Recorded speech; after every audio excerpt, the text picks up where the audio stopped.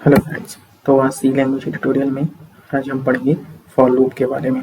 ये किस तरीके से काम करता है और इसका किस तरीके से यूज़ किया जाएगा, ये हम सिंटैक्स आज इसका कवर करेंगे। चलिए चलते हैं फॉर लूप में। तो फॉर लूप में पढ़ने से पहले ये होता है क्या है, क्यों इस्तेमाल किया जाता है, ये हम पता कर लेते हैं। तो जो फॉर लूप होता है इसमें स्टेटमेंट को तब तक एग्जीक्यूट किया जाता है जब तक इसकी कंडीशन फॉल्स नहीं हो जाती। ये बार बार रिपीट करता रहता है अपने उसी स्टेटमेंट को। जैसे ही कंडीशन आपकी गलत होगी, फॉल्स होगी, ये लूप के बाहर आ जाएगा। ठीक है, ये काम होता है फॉर लूप का। इसकी खास बात ये होती है कि इसमें हम सिंटैक्स देख लेते हैं। इसमें हम वेरिएबल को इनिशियलाइज और उसकी कंडीशन और इंक्रीमेंट तीनों चीजें एक ही फॉर लूप में हम उसमें रख देते हैं पैरेंथेसिस के अंदर। ठीक है, यहाँ पे फॉर के बाद वेरिएबल को इनिशियलाइज किया जाएगा, ये इंटीजर वैल्यू रहेगी यहाँ पे। देन उसके बाद कंडीशन लगेगी, फिर इंक्रीमेंट, देन उसके बाद ब्लॉक ओपन होगा, स्टेटमेंट को एग्जीक्यूट किया जाएगा। यहाँ पे जो भी स्टेटमेंट रहेगा वो लिखा जाएगा, देन ब्लॉक को क्लोज किया जाएगा। तो ये काम होता है आपका फॉर लूप का। ये किस तरीके से काम करता है, इसका एक छोटा सा प्रोग्राम देख लेते हैं, ये किस तरीके से काम करता है।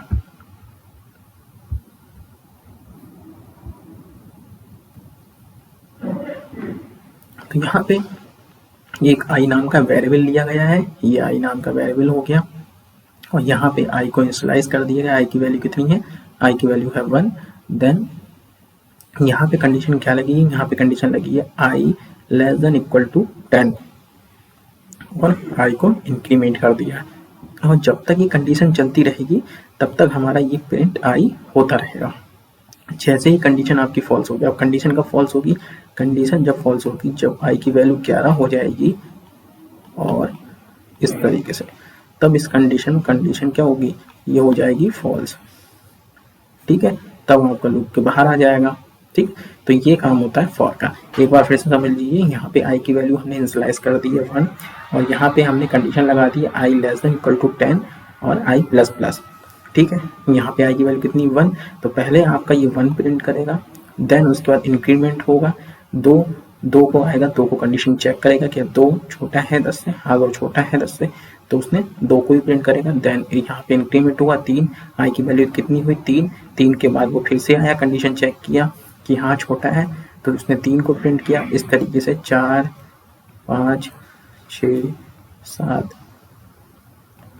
8 9 और 10 को ये प्रिंट कर देगा। जैसे ही इसकी वैल्यू 10 होगी और ये इंक्रीमेंट होकर 11 पहुंचेगा, तब ये कंडीशन आपकी ये वाली कंडीशन फॉल्स हो जाएगी, तो ये लूप के बाहर आ जाएंगे हम।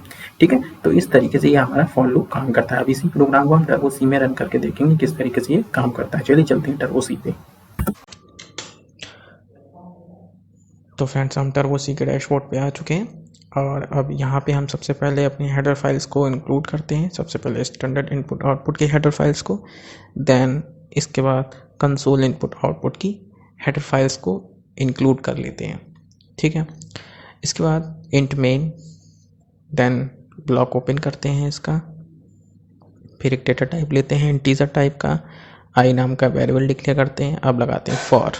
ठीक है, अब इसके अंदर हम सबसे पहले वेरिएबल इनिशियलाइज करेंगे, I is equal to 1 semicolon I less than equal to 10 semicolon I plus plus, यहाँ पे इंक्रीमेंट कर दिया। देन फॉर का ब्लॉक ओपन किया। अब फॉर का ब्लॉक ओपन करने के बाद यहाँ पे एक स्टेटमेंट देते हैं प्रिंट एफ।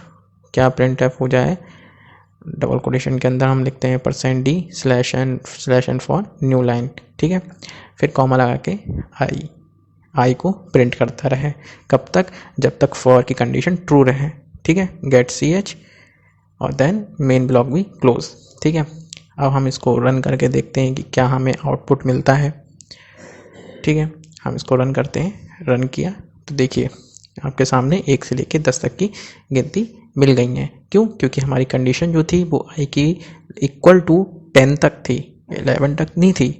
ठीक है, जैसे इंक्रीमेंट 11 होगा तब वो 11 को फॉल्स कर दिया। अब मैं यहाँ पे 11 कर देता हूँ।